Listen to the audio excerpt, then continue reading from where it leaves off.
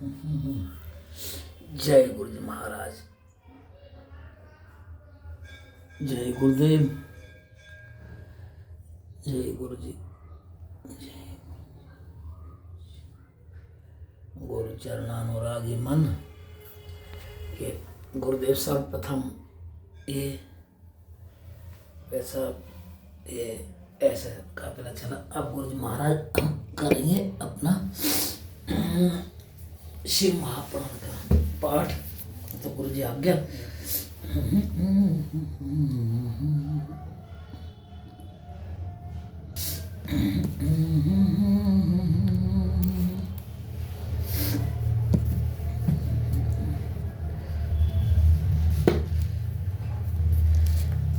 जय गुरु जी।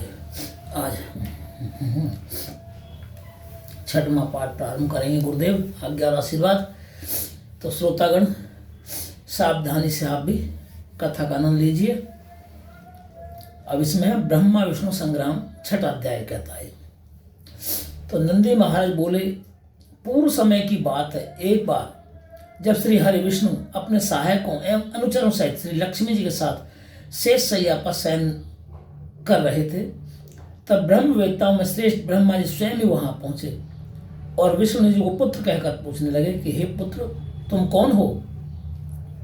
हे पुत्र उठो, मुझे देखो, मैं तुम्हारा ईश्वर यहाँ आया हूँ। इस पर श्री हरि को क्रोध उत्पन्न हुआ, परंतु उन्होंने उसे दबाकर ब्रह्मा जी से कहा, हे पुत्र, तुम्हारा कल्याण हो, आओ बैठो, मैं तुम्हारा पिता हूँ, तुम्हारा जनक हूँ, और कहो कि तुम्हारा मुख टेढ़ा क्यों हो गया है? इस पर ब्रह्मा जी ने कहा, समय के फेर से तुम्हें अभिमान हो गया। हे पुत्र, मैं तुम्हारा संरक्षक ही नहीं हूँ, किंतु समस्त जगत का पितामह हूँ।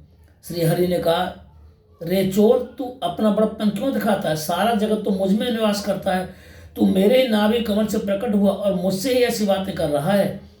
नंदी कहते हैं कि जब इस प्रकार रजोगुण से मुग्ध उन दोनों महानुभावों में विवाद होने लगा, तब वे दोनों अपने को प्रभु कहते कहते एक दूसरे का वध करने को उद्यत हो गए और युद्ध छिड़ गया। हंस और गरुड़ पर बैठे उन दोनों देवों के बीच परस्पर युद्ध होने लगा। उनके वाहन भी आपस में युद्ध करने लगे। देवता आकाश से देखने और दोनों देवताओं पर पुष्प वृष्टि करने लगे। इसी समय ब्रह्मा जी वक्षस्थल में श्री विष्णु जी अनेक अस्त्रों को प्रहार कर उन्हें व्याकुल कर दिया। इससे कुपित तो ब्रह्मा जी ने भी उन्हें उनके वक्षस्थल पर कई भयानक प्रहार किए। अग्निव्रत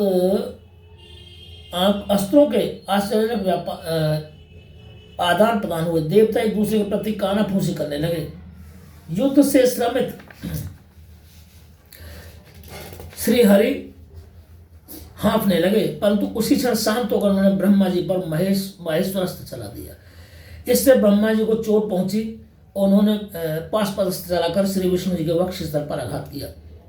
उनके पारस्परिक आघातों से देवता अत्यंत व्याकुल हो उठे। उन्होंने कहा, आप दोनों अराजकता उत्पन्न कर रहे हैं, अतः यह सृष्टि शिव जी की है कि जिन त्रिशूलधारी इच्छा बिना कोई एक तिनका भी इधर से उधर नहीं हिल सकता।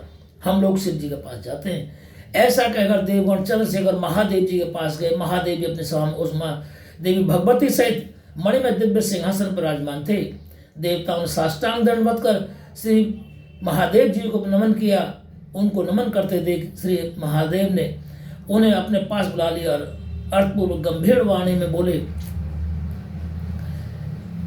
सातवां अध्याय प्रारंभ हो जाता है, इसको भी सुन लीजिए आप। तो महादेव जी ईश्वर हैं। पूछने लगे, फिर हे पुत्रो, तुम कुशल से तो कहो, हमारे शासन काल सर्वत्र शांति तो है ना? मैंने सुना है कि ब्रह्मा और विष्णु परस्पर युद्ध कर रहे हैं और तुम लोग इससे बड़े दुखी और चिंतित हो।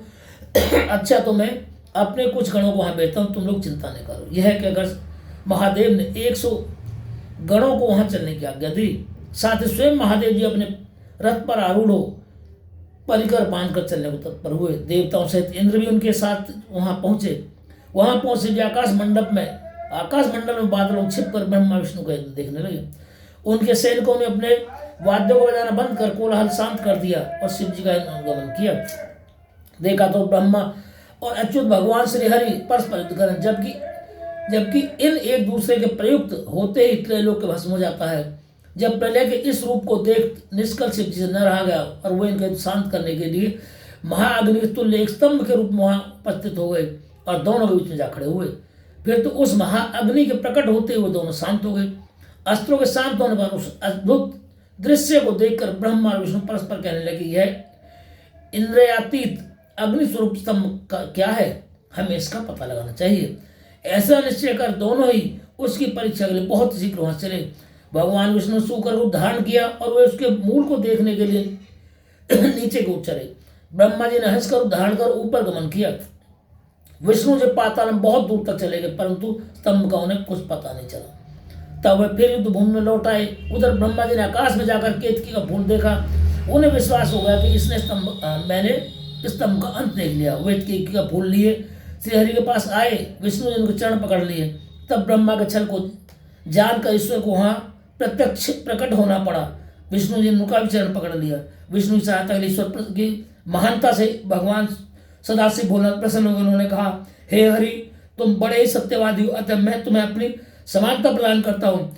आज से तुम सत्यनारायण के रूप में संसार में विख्यात हो गए और जो मेरी समझ सकते हैं वो तुम्हारे अंदर समाहित होंगी। ऐसा कहकर भगवान शिव ने उन दोनों के उस युद्ध को समाप्त कर दिया। बोल शिव शंकर भगवान की जय। जय श्री हरि, जय श्री हरि, जय शिव शंकर भोलेनाथ। हर हर महादेव। आज तो बहुत अच्छी गुरुदेव। जय गुरु जी।